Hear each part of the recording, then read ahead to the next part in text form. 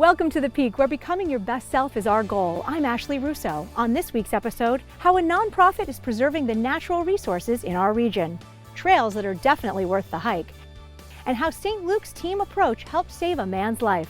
All that and more coming up on The Peak.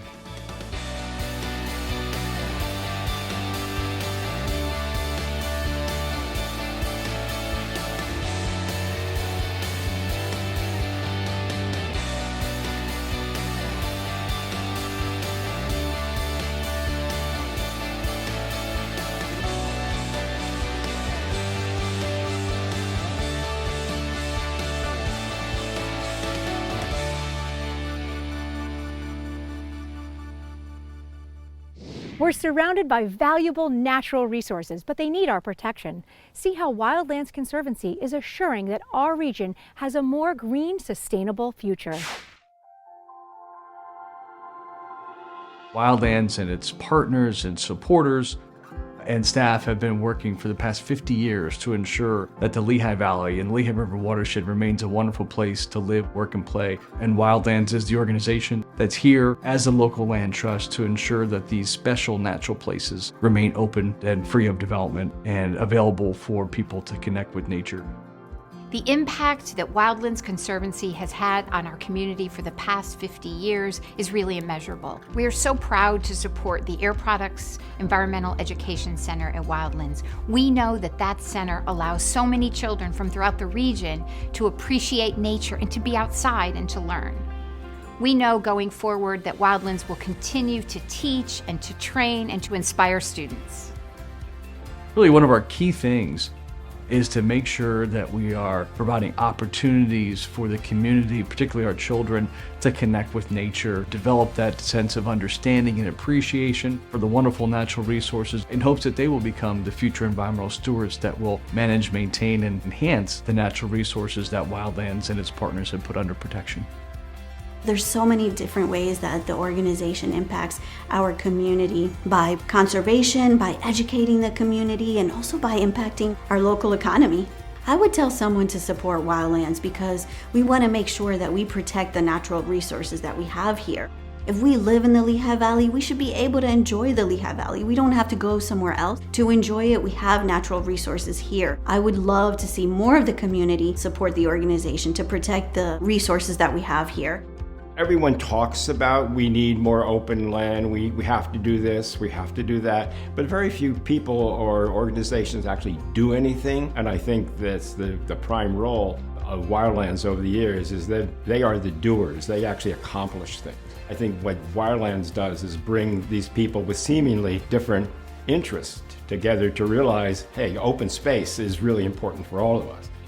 Back in 1973, it was a kind of a volunteer effort. There were 18 individuals that came forward together to start the organization and have us become a registered 501c3. If we look at the 14 nature preserves totaling 3,000 acres that we have, or the 60,000 acres we protected throughout the region in the past 50 years, it's grown dramatically in that time period. Very excited about the future of our Wildlands campaign, which will raise the dollars necessary to continue our land preservation work and property stewardship work and continue to have the Dorothy Vital Pro-Life Sanctuary as a place where environmental education can take place. This community is so blessed to have an organization like Wildlands in it, and we as a community need to ensure that we're providing the resources necessary to continue this phenomenal work that this organization has done for the past 50 years. Support the Conservancy because what they're doing is protecting lives of the people in the community. I don't think that most people realize how important it is to their lives to support the Wildlands Conservancy.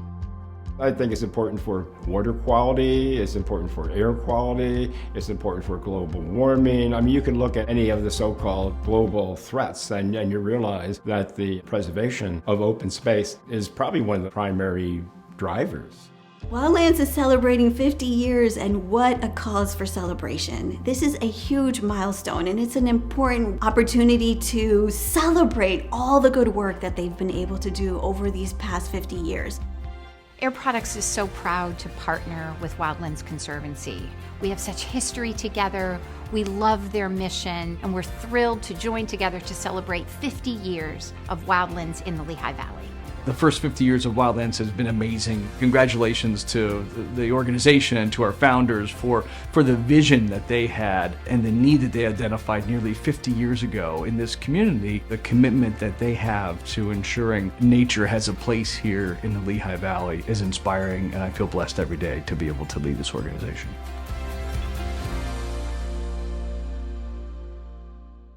It's great to see that we're teaching the next generation the importance of preserving our flora and fauna. Speaking of nature, let's take a walk with Holly as she explores trails in the Lehigh Valley.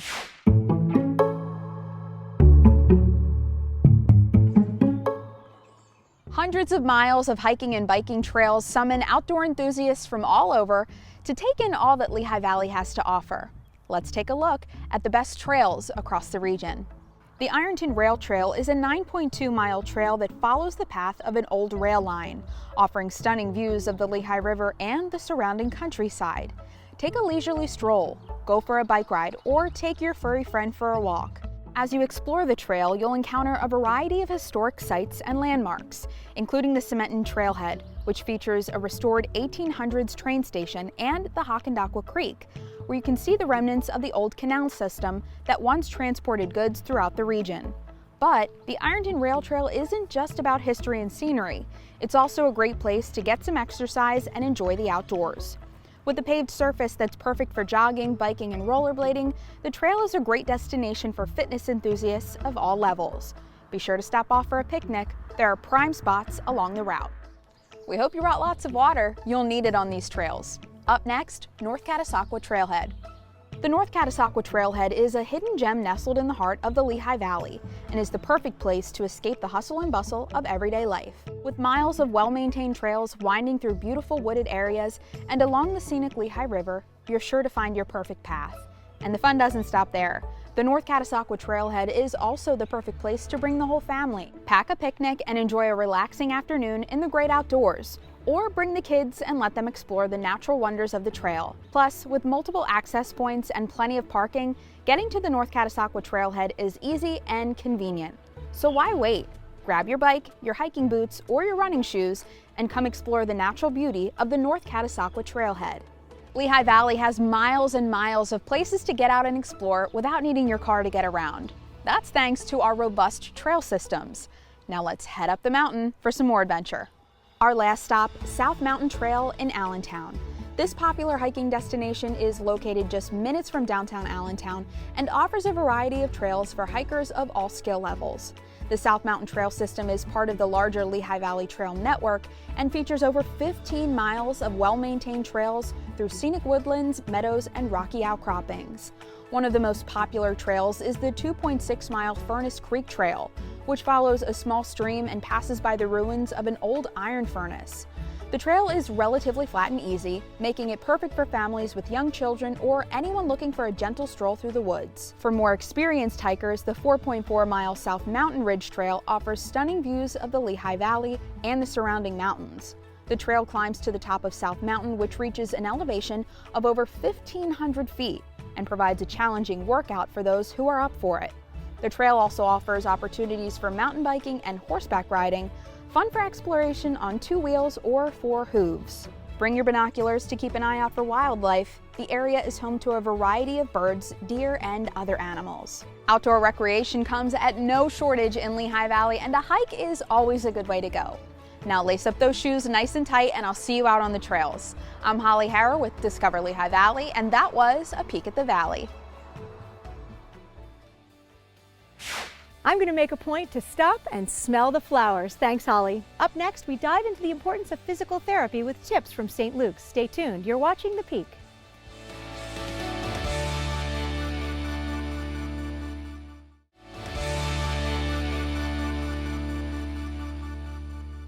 There are many reasons we can start to lose our hearing. St. Luke shares some tips to protect ourselves during the loud summer months.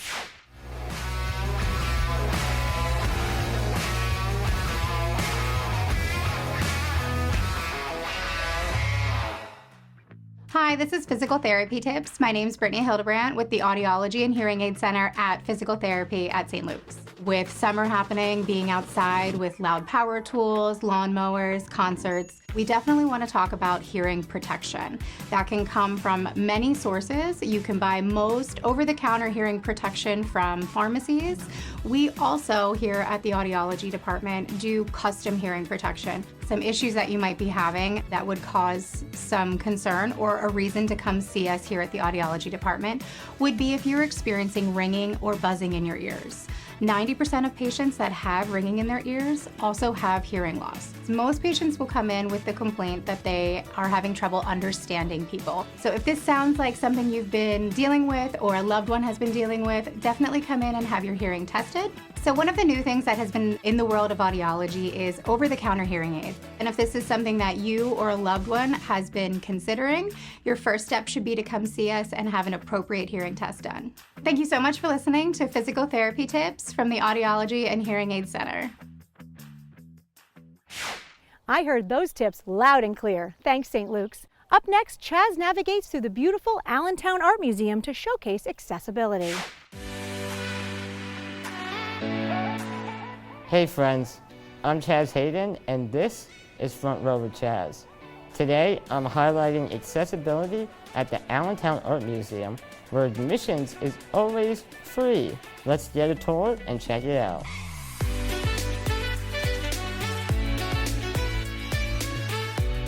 I'm here with Margie Markowski, an educator at the Allentown Art Museum.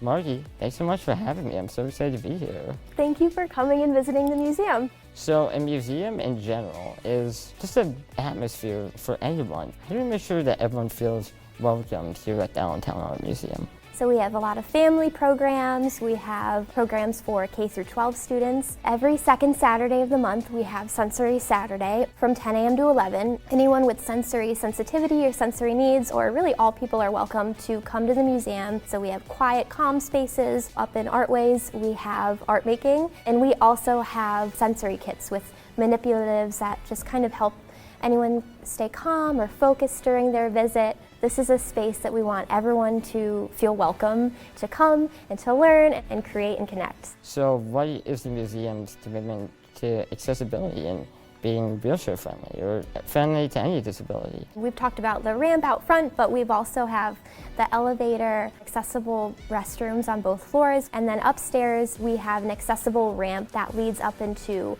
Artways, which is our youth and family gallery, and a classroom up there. Let's say somebody wants to come in that has a visual impairment. Are there people that can help them experience the art in a way that they can enjoy? Folks can definitely reach out to me, anyone at our front desk, and really all of our staff is super helpful. I truly want to make sure that our exhibitions are accessible for people who are experiencing visual impairments, because art isn't just about looking, but there's so many ways to experience art. We have an accessibility lift because one of the galleries attached to this one is on a different level. We have these interactive tablets, so we have like an audio component too. This is our Rembrandt. I know it's gone through some restoration processes, so she's been through, a lot. Yeah. But here she is. She needs a facelift sometimes. She needs a facelift, that's a good way to put it. What do you wish people knew about the Allentown Art Museum?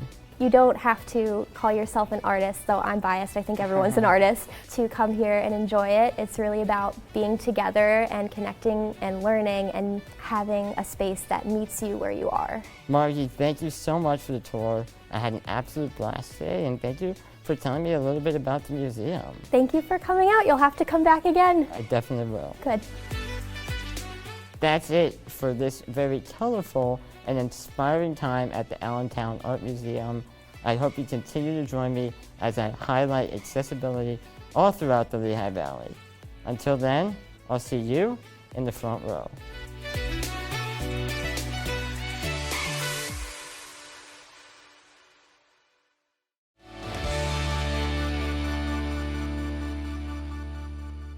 There are times when a diagnosis brings difficult news. See how the team at St. Luke's worked together tirelessly to treat and save a patient's life. I'm a photographer / maintenance man. I have been a photographer since high school. As for now, I love landscape photography. I've recently been more exposed to the wildlife end of it by a friend of mine Well, I was getting knee replacement in October of 2019, had the knee replacement, and it was about 2 weeks later, had a seizure, which my son came to the house the following morning, and I was talking very clumsily, and I was just wandering dazed through the house, and my sister, who was an RN, she said, take him right to the hospital. That's when they diagnosed me with the seizure, which had led to the diagnosis of a lung mass on my right lung. As part of the treatment for this type of non-Hodgkin's lymphoma, we include a type of targeted radiation therapy to any residual tumor, or in this case, where the tumor was. Occasionally, patients who are treated with certain types of chemotherapy can develop cardiovascular complications during therapy or even years or decades down the road. They thought it would be appropriate to refer him to myself, cardio-oncology, to follow him in the future, and perhaps some additional testing and screening based on his treatment to make sure we pick up disease early if it should occur. From the time I entered the emergency room that day till I was finished with treatment, I think every nurse, doctor, aide has been by my side. I think St. Luke's is a strong oncology center and a great place to get cancer treatment because of the people here. We try to offer the highest technology and the latest developments. We also find it important that each day you come in, see somebody who cares about you, see somebody who wants to help you, and whatever we can do for that is important. The thing I love most about what I do is helping people and helping them to understand their cardiac risks and understand the best treatment plan going forward to optimize their cardiac health. I met Dr. McCulloch through the radiation oncologist I was seeing. He took the time to talk to me, and I didn't feel like a patient with him. I felt like I was talking to a friend of mine. Providing them with the knowledge to understand what's going on and the understanding of the treatment plan can be very comforting to the patient. They supported me in every possible way. I trusted St. Luke's with my care because they have a very good reputation. Overall, nurses right up to the doctors. That aspect of St. Luke's, which addresses the economic burden, the social burden, the psychiatric burden, as well as the physical burden of treatment, is what sets us apart. I think St. Luke's has really invested into developing more long-term survivorship programs, and I think that is ultimately our goal.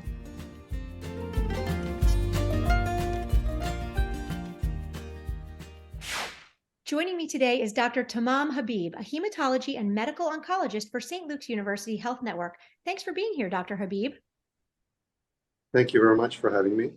So we just saw a little bit about Vince and his case. Tell me a little bit about your role in his case, as well as your role at St. Luke's, and what inspired you to get into this field. Vince is a great guy. I met with him around the end of 2019. He presented to the hospital with some seizure activities and issues with the breathing, which turned out to be lymphoma. So we started him on the usual treatment after confirming the diagnosis, and he's back to his usual life. So what brought me to the medical oncology field? I think I got inspired by a medical oncologist who I worked with and decided to enter that field after I finished my internal medicine training. When you see something like Vince's journey, you can imagine how inspiring that would be and rewarding for you as a physician. But often as an oncologist, you are on one of the most difficult journeys that happens in a patient's life. So tell us how you and the team at St. Luke's work together just to make sure that patients get the best treatments, but also the best understanding of what's happening to them in their specific case. It's important to really think about that in that aspect and really put yourself in their shoes. We work together with different subspecialties to really capture the disease as early as possible. They get together, they review the case. We do talk about treatment options and treatment decisions according to the patient's situation.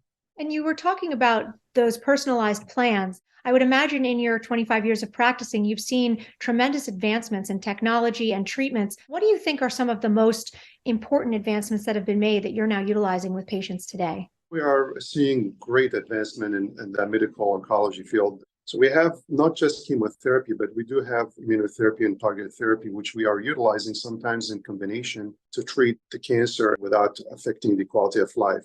All these things, they will be taken into consideration to imply the right treatment for patients. When you're talking about the right treatment, I know it's important to be able to communicate with your patients, and you speak multiple languages. How has that helped you throughout your career? You can understand the mentality and their needs in a different way, and they really appreciate it when they hear that their doctor is speaking the same language. So it is very useful, definitely, no doubt about it. Excellent. Well, Dr. Habib, tell me what it is you find most rewarding about what you do every day. To see that your sick patients are getting better. You see that the patients are going back to their usual routine. You don't even notice that they have cancer or they are battling cancer for a couple of years. This is very rewarding. Well, Dr. Habib, thank you for all that you do for Vince and all of your patients and everyone in the St. Luke's Network. Thanks for joining us. Thank you very much. Thanks to the care of St. Luke's throughout treatment, Vince can travel and do what he loves.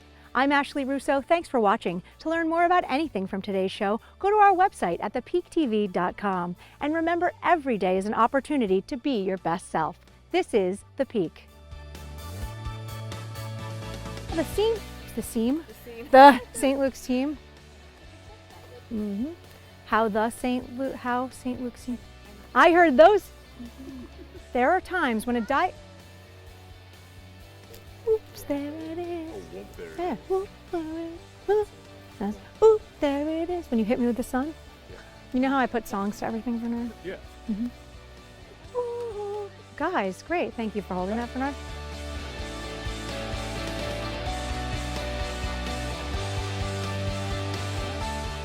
Portions of this program were paid for by St. Luke's University Health Network.